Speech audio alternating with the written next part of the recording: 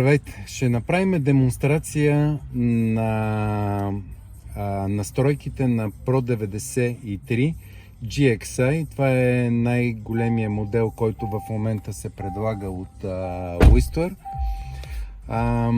И за целта ще започнем с изчистване на всичките настройки, които са направени до момента на този радар, тъй като той естествено е бил ползван.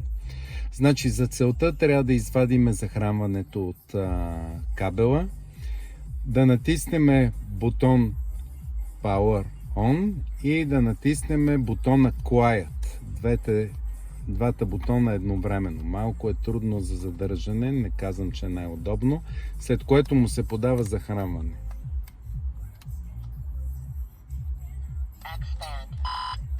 Изпуснахме го, значи не е било достатъчно добре натиснато. Още веднъж натискаме двата и подаваме захранване.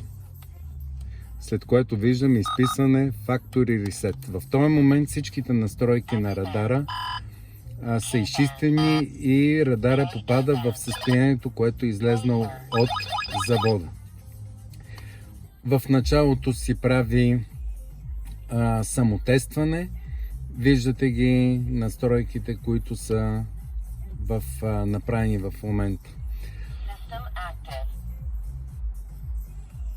Дори часа предполагам, че е върнат в оригиналните настройки. Значи влизаме през меню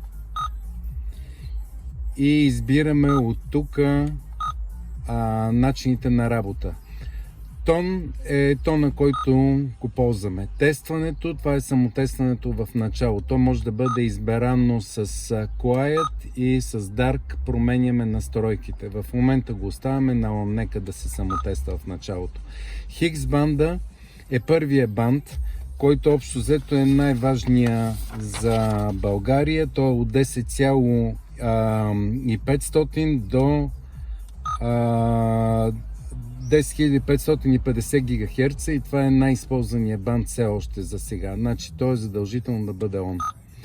К-банда е другия банд, който е от 24050 до 24250 ГГц и също е много важен банд. Значи К-банда е най-широкия банд, който се използва в момента. Той е от 33400 до 36000 ГГц. Така че в него трябва да имаме възможност да направим определени настройки. Тъй като е много широк, има възможност единия път само да се използва ID-то, т.е. да се казва в каква честота е на засичането на сигнала. Втората възможност е Narrow. Значи, аз препоръчвам използването на Narrow, тъй като той ограничава в някакъв, той стеснява банда и ограничава в някаква степен с фалшивите сработвания.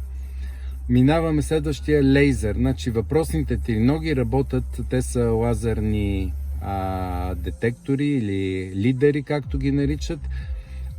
Те са базирани на друга технология. Laser ID е фактически идентифициране на сигнала, който го получава. Това са честотните бандове, в смисъл те не са честотни, но дължината на вълната, която минава на бандовете, трябва да се увериме, че абсолютно всички са на позиция Yes, т.е. че те работят. Само една секунда, това ще е.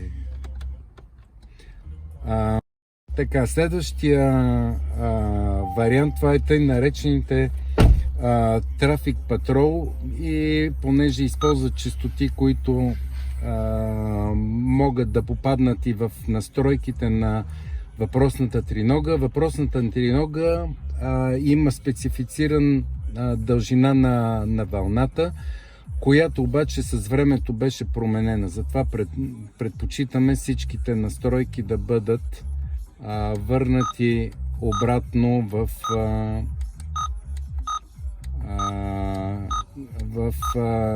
на лазерните детектори да бъдат включени.